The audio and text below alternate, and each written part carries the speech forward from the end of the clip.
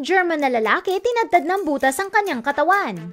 Isang German na body modification enthusiast ang nagbigay ng bagong ibig sabihin sa kasabihang tongue-in-cheek. Ang 23-year-old na si Joel Migler ay 10 taon nang nagpa-practice ng body modification. Kilala bilang body-moded punky sa social media, si Joel ay may 25 mga piercings at sangkatutak na tattoo sa kanyang katawan. Nagsimula mag-experiment sa body modification si Joel noong siya ay 13 years old at balak niyang i-challenge ang kanyang mga limitasyon hanggang sa makakaya niya. Siya ay nagsusot ng plug sa mga butas at ayon sa kanya, hindi niya na naaapektuhan ang kanyang pagkain. Hindi rin natatakot sa kanyang itsura ang kanyang girlfriend na mahilig din sa body modification. Ang mga malalaking butas sa kanyang mga pisngi ay nasa 36mm ang laki pero gusto niya itong palakihin hanggang sa 40mm.